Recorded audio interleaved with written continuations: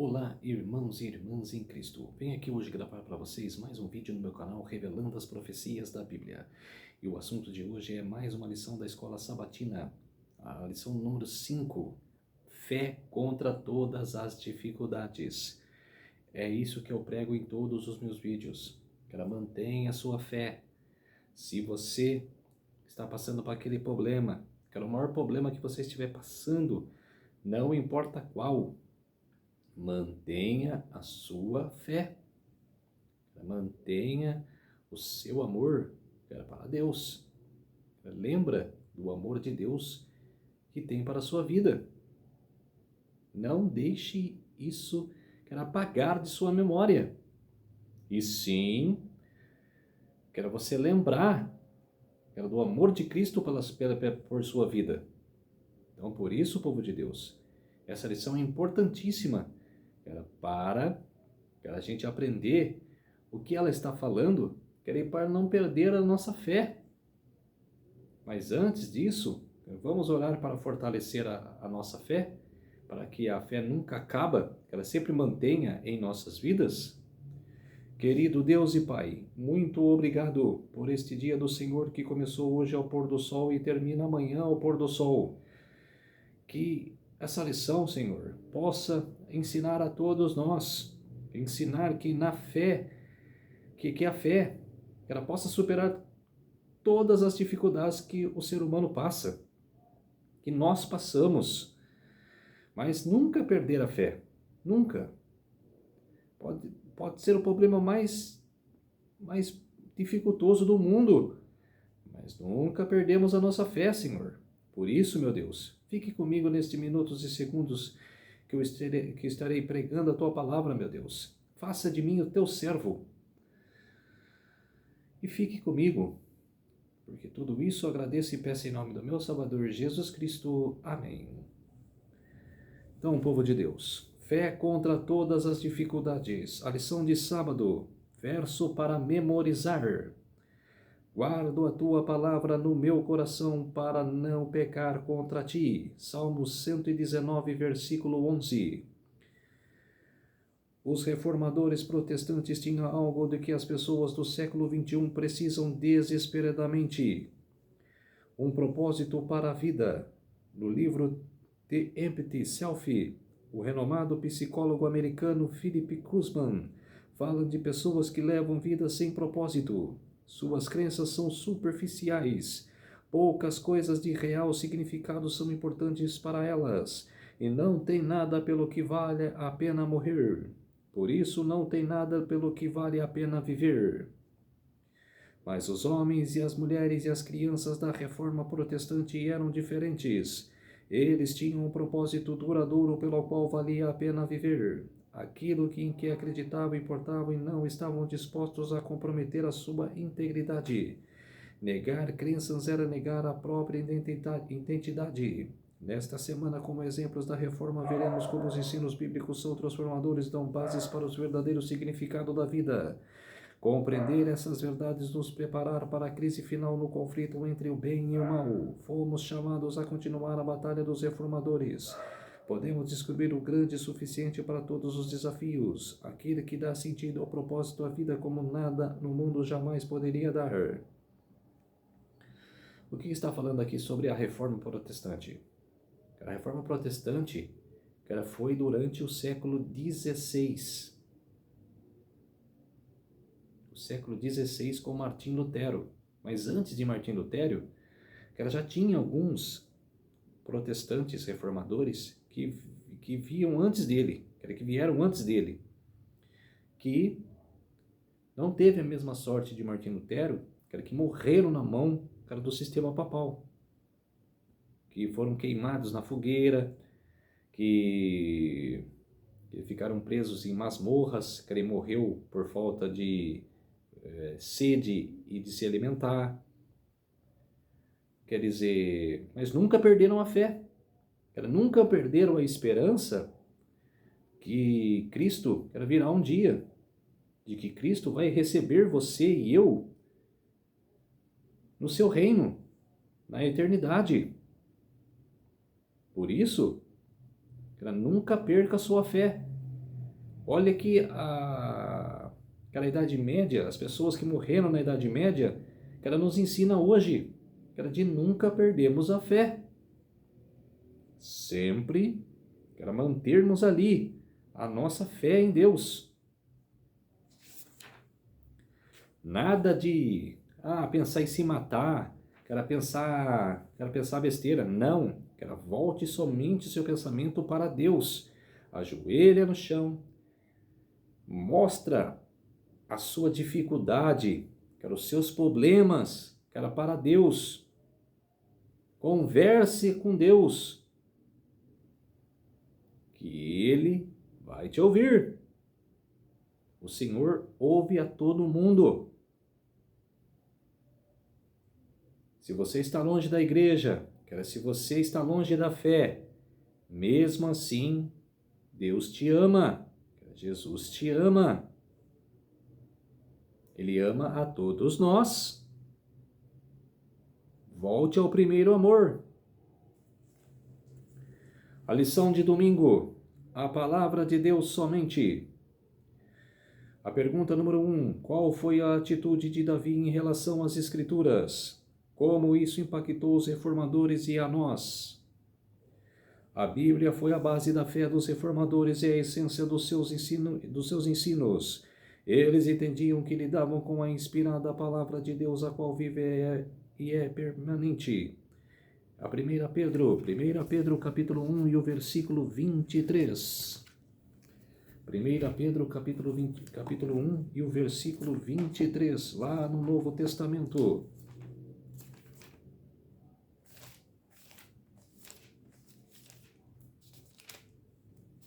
Capítulo 1 e o versículo 23. Pois fostes regenerados não de somente corruptível, mas de incorruptível, mediante a palavra de Deus, a qual vive e é permanente.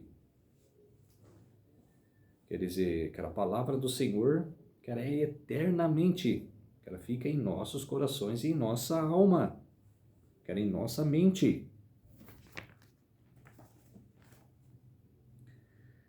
Amavam cada palavra. Quando liam suas páginas e acreditavam em suas promessas, a fé deles era fortalecida. O mesmo se dá quanto a todas as promessas da palavra de Deus, por meio delas. E ele está falando a nós individualmente, falando tão diretamente como se pudéssemos ouvir a sua voz. É por intermédio dessas promessas que Cristo nos comunica sua graça e poder. Elas são folhas daquelas árvores que era para a cura dos povos. Apocalipse 22, 2. Apocalipse capítulo 22 e o versículo 2. Nós vemos lá que diz esse versículo, esse capítulo do Apocalipse, o último livro da Bíblia, do Novo Testamento. 22 e o versículo 2. No meio da sua graça, de uma outra margem do rio, está a árvore da vida, que produz 12 frutos, dando o seu fruto de mês em mês, e as folhas das árvores são para a cura dos povos. Quer dizer, era a árvore da vida, a árvore que tinha lá no Jardim do Éden, aquela para Adão e Eva. A árvore da vida, que podiam comer de todas as árvores, mas só que não podiam comer do conhecimento do bem e do mal. Mas tinha várias árvores que eles tinham, que podiam comer os frutos, que era a árvore da vida, que ele vai ter na Nova Jerusalém, pelo nosso alimento. Recebidas assimiladas, elas serão a fortaleza do caráter, a inspiração e o sustentáculo da vida. Nenhuma outra coisa pode possuir tal poder restaurador. Nada além delas pode comunicar o ânimo e a fé que dão energia vital a todo ser. Quem escreveu isso foi a escritora serva do Senhor Ellen G. White, A Ciência do Bom Viver, página 65. As Escrituras fazem resplandecer a alegria sobre a tristeza, a esperança sobre o desânimo, luz sobre as trevas. Elas dão a direção na confusão, certeza na perplexidade, força na fraqueza e a sabedoria na ignorância. Quando meditamos na palavra de Deus e pela fé confiamos em suas promessas, o poder divino vivificante energiza todo o nosso ser nos aspectos físico, mental, emocional e espiritual. Os reformadores encheram a mente com as Escrituras, viveram pela palavra e muitos morreram por causa dela. Não eram cristãos casuais, complacentes e descuidados. Sabiam que sem o poder da palavra não resistiriam ao mal. A paixão de Wycliffe era traduzir a Bíblia para o inglês a fim de que as pessoas pudessem lê-la e a entendê-la. Visto que isso era ilegal, ele foi julgado, condenado como herege e sentenciado à morte. E em seu julgamento, Wycliffe fez um apelo. Com quem vocês pensam que estão lutando? Disse ao concluir. Com o idoso à beira da sepultura? Não, com a verdade. Verdade que é mais forte do que vocês os vencerá. A escritora Ellen G. White, O Grande Conflito, na página 76, relatou essa afirmação de Wycliffe. As últimas palavras de Wycliffe se cumpriram quando a luz da verdade divina dissipou as trevas da Idade Média. Quer dizer, João Wycliffe, que viveu no século XIII, que era 1400, que viveu no século XIII.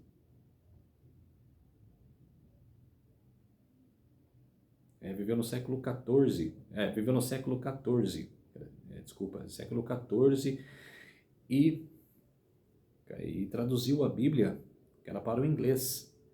Ele foi queimado, que era considerado como herege, mas nunca perdeu a sua fé. Ela sempre manteve ali a verdade em seu coração. A pergunta no rodapé: de que maneira as Escrituras os consolam na provação? De que maneira? As Escrituras da Bíblia Sagrada consolam a todos vocês. Fala nos comentários do meu vídeo. Eu preciso do comentário de vocês, nos meus vídeos, para que eu possa ler, que se vocês tiverem dúvida, para que eu possa responder. Ok? As Escrituras foi um consolo para mim.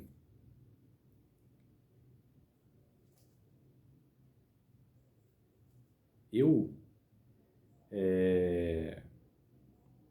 aprendi muito com as Escrituras. Eu sempre mantive, retamente, quando eu aprendi sobre profecias, sobre em toda a Bíblia, eu mantive a verdade junto comigo e tentei passar para todas as pessoas, ele continua passando. Essa é a minha alegria, não só de guardar para mim, mas de passar para todos vocês. E eu alcançar, um número certo de pessoas, até mais, da minha expectativa, para que ela possa receber a mensagem, que ela possa entender a mensagem. Por isso, que eu gravo os meus vídeos e tento explicar da melhor maneira sobre as Escrituras, sobre cada profecia. A lição de segunda-feira, transmitindo a palavra de Deus. A pergunta número 2. Ao proclamar a verdade, de que confiança Paulo tinha apesar dos desafios que enfrentava? O apóstolo Paulo enfrentou enormes dificuldades em sua obra de difundir o Evangelho. No entanto, ele confiava que a palavra de Deus triunfaria porque, como disse, nada podemos contra a verdade se não for a verdade. 2 Coríntios capítulo 13, versículo 8. Os reformadores enfrentaram dificuldades semelhantes, porém, pela fé foram fiéis à palavra. Um exemplo de coragem diante da probabilidade de esmagadores é William Tyndale. O maior desejo de Tyndale era dar à Inglaterra uma tradução precisa e legível da Bíblia. Ele decidiu traduzir a Bíblia das línguas originais e corrigir alguns erros na tradução de Wycliffe de cerca de 140 anos antes. Tyndale também foi preso e julgado. Muitas das suas traduções da Bíblia que foram impressas em Worms, Alemanha, foram apreendidas e queimadas publicamente. Seu julgamento ocorreu na Bélgica em 1536 d.C. Ele foi condenado sob acusação de heresia e sentenciado à fogueira. Seus carrascos o estrangularam enquanto o amarravam à estaca e depois queimaram o seu corpo. Suas últimas palavras foram ditas com fervor: Senhor, abra os olhos do rei da Inglaterra. Deus milagrosamente respondeu à oração de Tyndale. 4 anos após a sua morte, 4 traduções inglesas da Bíblia foram publicadas. Em 1611, a versão King James da Bíblia foi impressa. Os 54 estudiosos que realizaram o trabalho se basearam grandemente na tradução de Tyndale para o inglês.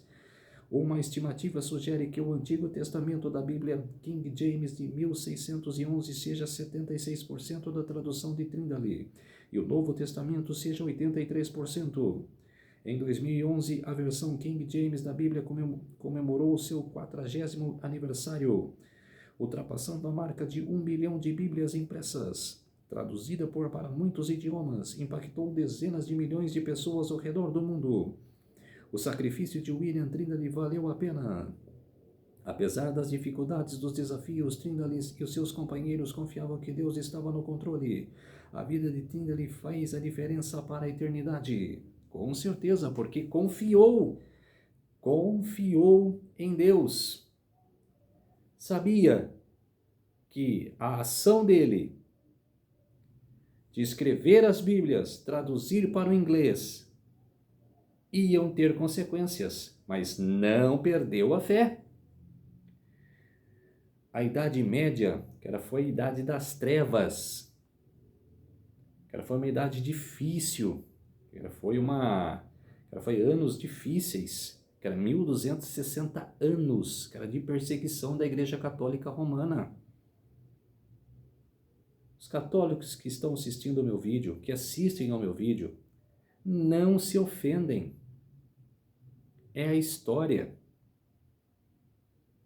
Eu jamais, vou ofender a Igreja Católica, onde eu, por anos, desde criança até 2020, eu servi a Igreja Católica.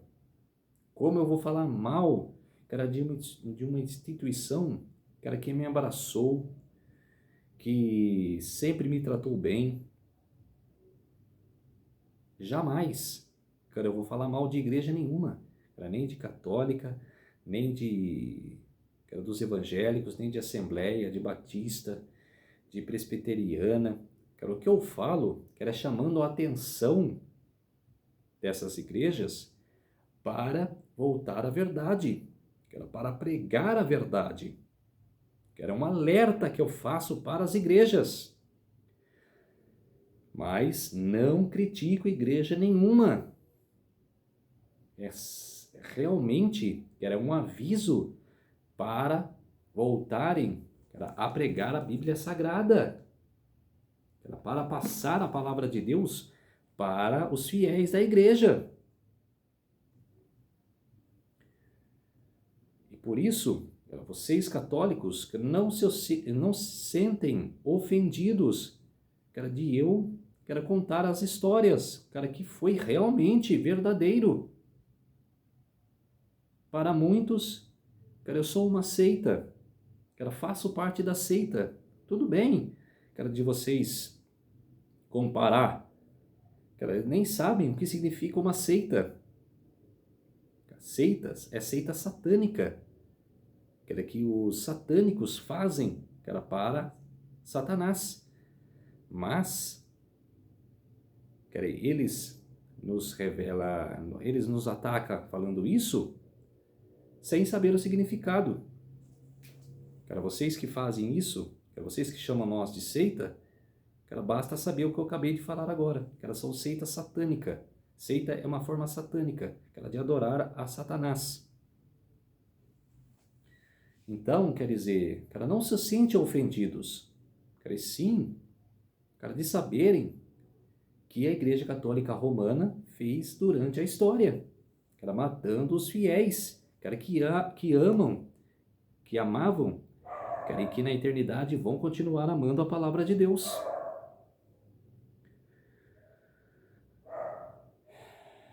A pergunta no rodapé: como esses textos se aplicam à vida de Tyndale? Ele nos encoraja a respeito da oportunidade que temos de influenciar outros para a eternidade. Com certeza. O que os reformadores fizeram na Idade Média, cara, a gente tem que se aplicar nos dias de hoje. A lição de terça-feira, iluminados pelo Espírito. Um dia, enquanto estudava na biblioteca da universidade, Martim Lutero teve um momento decisivo, quando descobriu uma cópia da Bíblia em latim.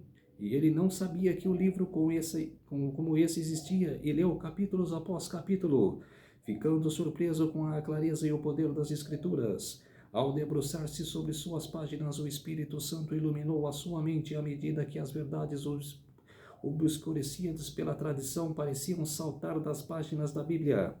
Ao descrever sua primeira experiência com a Bíblia, escreveu: "Oh, que Deus dê desse livro para mim."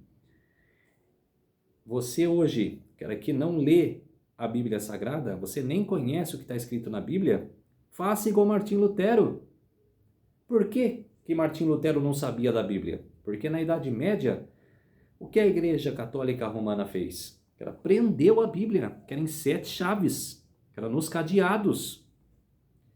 Não liberou para ninguém ler, que era sim por as suas tradições, que era por os seus dogmas.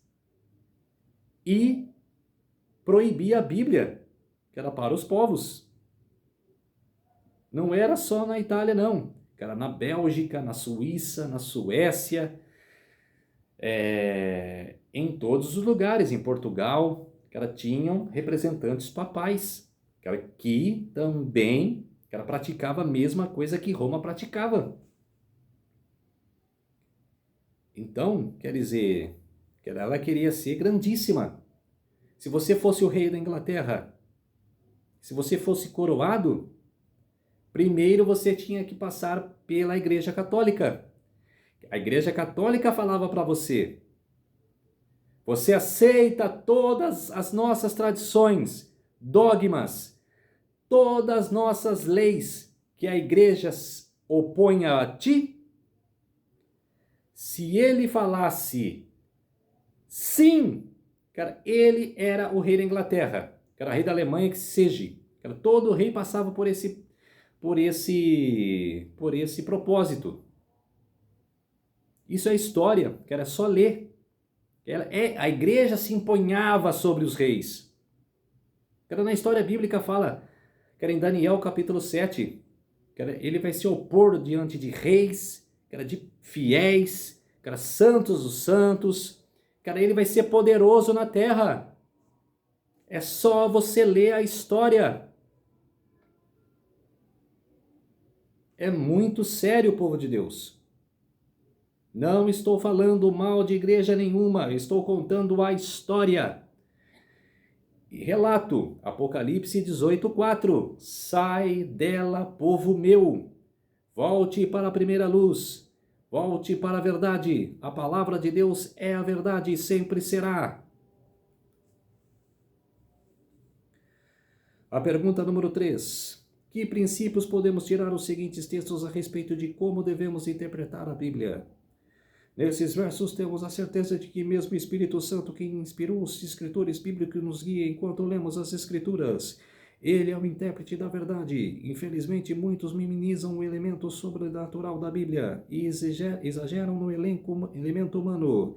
Uma vez que Satanás não pode mais manter a Bíblia longe de nós, ele usa a segunda melhor estratégia: despojá-la em seu caráter sobrenatural, torná-la meramente uma boa literatura ou, pior ainda, uma ferramenta opressora da religião para controlar as massas. Os reformadores viram claramente que o Espírito Santo, não os sacerdotes, prelados e papas, era o intérprete infalível das Escrituras.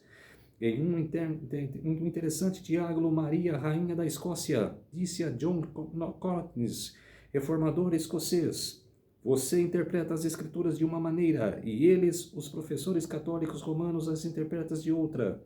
Em quem deverei realmente falar em sua palavra? Pulei aqui. Em quem deverei acreditar e quem deverá ser o juiz nesse assunto? Creia em Deus, claramente fala em sua palavra, respondeu o reformador.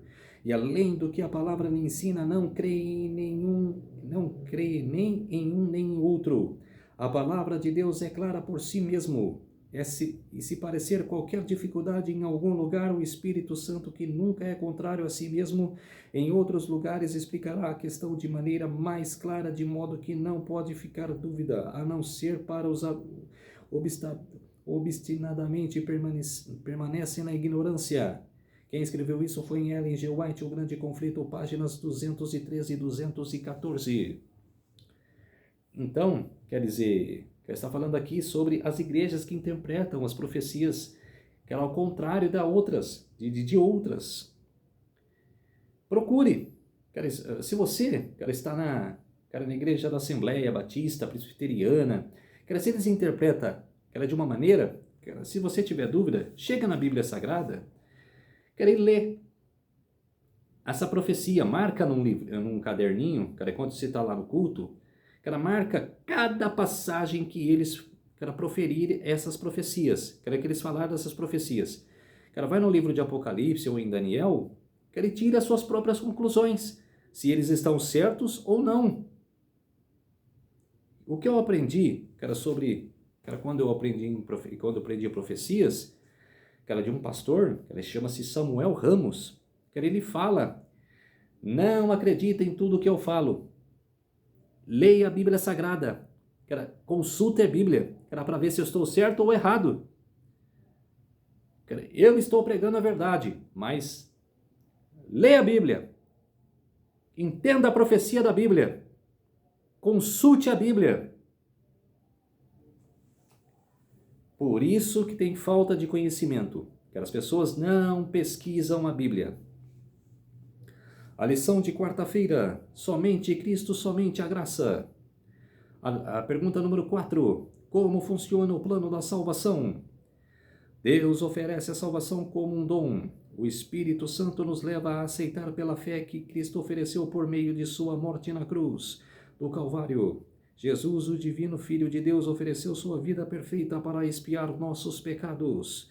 A justiça divina exige obediência. A vida perfeita de Cristo está no lugar de nossa imperfeição. A lei que quebramos nos condena à morte eterna. Por nossas escolhas pecaminosas ficamos aquém do ideal de Deus. Sozinhos não podemos atender às exigências de Deus. Merecemos a morte. Mas há boas notícias. O salário do pecado é a morte. Mas o dom gratuito de Deus é a vida eterna em Cristo Jesus. Isso está em Romanos, capítulo 6, versículo 23. É um dom imerecido. Se fosse pelas obras, nós a conquistaríamos. Se há uma verdade no Evangelho, é que não obtemos a salvação por nossas obras.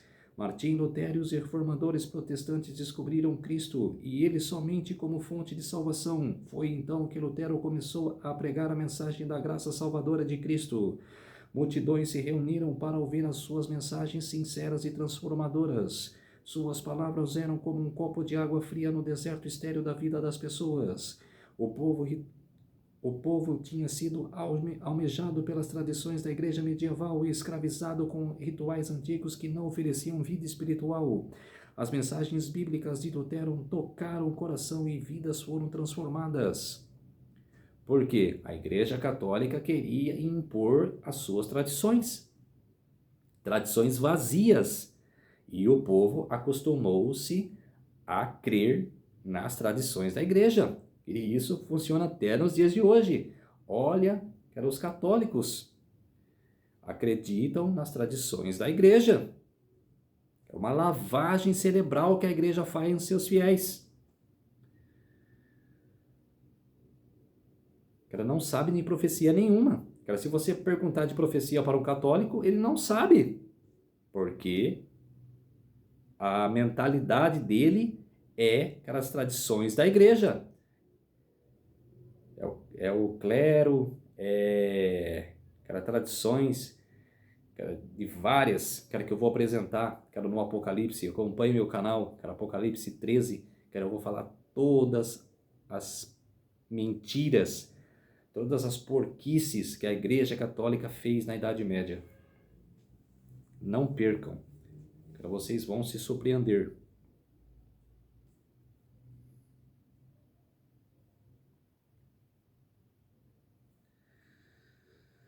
Ao ler o Novo Testamento, Lutero comoveu-se com bondade divina. Ficou surpreso com o desejo de Deus de salvar toda a humanidade. A visão popular ensinada pelos líderes da igreja que a salvação era uma combinação de obra humana com obra divina.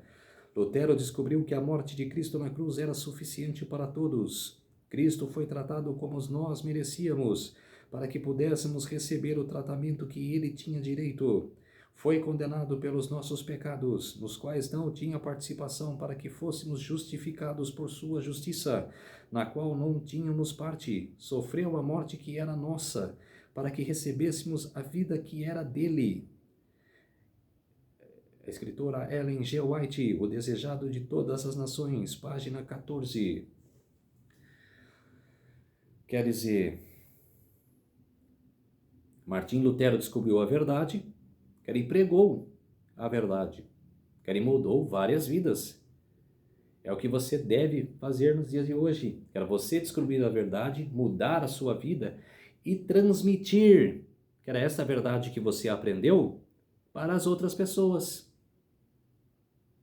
Não é assim, que vai aprender rápido. Não, que é paciência. Nem os 144 mil que vão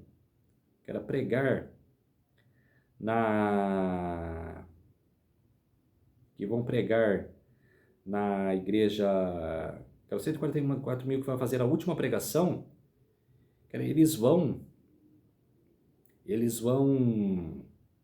ter um preparo para as pessoas. Não vai ser assim, de já chegar pregando. Não, eles vão preparar as pessoas para a última pregação da terra. A pergunta do rodapé é: se a salvação é as obras de Deus, qual o papel as boas obras desempenham na vida cristã? Como afirmar a importância das boas obras sem tomá-las, o fundamento da esperança? A lição de quinta-feira. Obediência ao fruto da fé. Leia, pergunta número 5. E que esses versos nos ensinam sobre a salvação?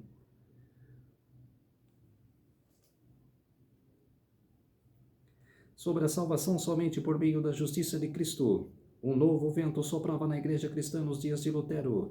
Dezenas de milhares de pessoas foram ensinadas a desviar o olhar de seu e o pecaminoso olhar para Jesus. Olhando para si mesmas e para quem eram essas pessoas, viam apenas razões para desencorajamento. Que crente não sente isso? Por isso precisamos olhar para Jesus. A graça nos transforma. John Wesley participou de uma reunião dos moráveis em Londres e ficou maravilhado ao ouvir a introdução de Lutero à leitura de Romanos. Ali entendeu o Evangelho. Ele sentiu estranhamente e atraído pelo Cristo que havia dado a vida por ele. Ele se sentiu estranhamente atraído pelo Cristo que havia dado a vida por ele. Exclamou: senti que confiava em Cristo, e em Cristo somente para a salvação, e foi-me dada a certeza que ele havia tirado os meus pecados até os meus, me salvado da lei do pecado e da morte. Isso foi escrito por John Wycliffe, The Life of the Rebel, John Wesley, em Londres, Stephen Commission, em 1793, página 331. A pergunta número 6. Que verdades vitais essas passagens revelam sobre a vida cristã? Os reformadores estudaram a palavra sistematicamente para descobrir mais verdades. Não contentes com o estado das coisas, nem com uma experiência religiosa rígida com pouco ou nenhum crescimento em si, ansiava conhecer mais a Cristo. Na Idade Média, muitos fiéis à Bíblia pagaram um preço alto por seu compromisso. Foram torturados, presos, exilados e executados. Suas propriedades foram confiscadas, suas casas queimadas, suas terras devastadas e suas famílias perseguidas. Quando foram expulsos de suas casas, buscavam uma cidade da qual Deus é o arquiteto e construtor. Hebreus capítulo 11, verso 10. Quando foram torturados, abençoaram seus algozes, e quando definharam em masmorras escuras e úmidas, reivindicaram as promessas de Deus de um futuro mais brilhante. Embora o corpo estivesse preso e livres em Cristo, livres das verdades de sua palavra, livres na esperança de seu breve retorno. A pergunta no rodapé: quando você olha para si mesmo, que esperança de salvação você tem? Eu pergunto isso para todos vocês. Que esperança de salvação vocês têm? Eu tenho a minha esperança. de aceitar a Cristo em meu coração e minha vida, ser salvo pela graça e de morar com Ele na eternidade. E vocês? A lição de sexta-feira, estudo adicional. Os fiéis servos de Deus não estavam lutando sozinhos, enquanto principados, potestades e forças espirituais do mal nas regiões celestes, Efésios capítulo 6 e o versículo 12, se alinhavam contra eles. O Senhor não se esquecia de seu povo. Seus olhos pudessem ser abertos, teriam visto uma prova de presença e do auxílio divinos, como foi concedida ao profeta do passado, quando o servo de Eliseu mostrou-se o seu senhor exército hóstil que o cercava, lhes abra os olhos para que veja. Cercava, excluindo toda a possibilidade de escape. O profeta orou: Senhor, peço-te que abra os olhos para que veja. 2 Reis, capítulo 6, versículo 17. E ele viu que a montanha estava cheia de carros e cavalos de fogo. O exército do céu estava pronto para proteger o homem de Deus. Da mesma forma, os anjos guardaram os ombreiros da causa da reforma. Ellen G. White, O Grande Conflito, página 176. Quando os poderosos adversários estavam se unindo para destruir a fé reformada de milhares de espadas pareciam prestes a desembainhar contra ela, Lutero escreveu: Satanás está exercendo sua fúria. Ímpios pontífices estão conspirando e nós somos ameaçados de guerra.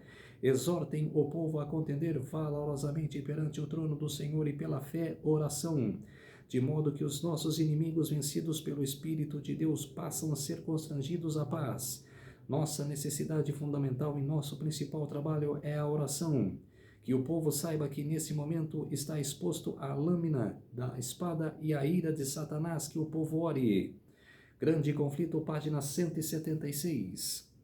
A justificação pela fé, a verdade que Lutero redescobriu, é o fundamento do Evangelho, sobre o qual repousa a esperança de salvação. Seu hino, Castelo Forte, ressalta o Evangelho, Inário Adventista do Sétimo Dia, número 73. Quer dizer, eles não perderam a fé, manteram a fé e acreditavam sempre no amor de Deus, que Jesus Cristo estava olhando por todos. Então, povo de Deus, vamos orar para fortalecer a nossa fé? Querido Deus e Pai, muito obrigado por este momento, por esses minutos e segundos que eu estive contigo, meu Deus, que me fez seu servo para pregar esta verdade, para chamar a atenção de todos, para sair da mentira e para voltar à verdade. Por isso, meu Deus, muito obrigado por essas palavras maravilhosas que é a palavra do Senhor.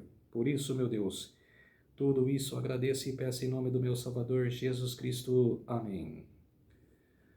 Então, povo de Deus, irmãos e irmãs em Cristo, se inscrevam no meu canal, me ajudem aqui no YouTube, deixe seus likes, ative o sininho de notificação para que você receba o meu vídeo, quero que vocês recebam o meu vídeo e me ajude aqui no YouTube.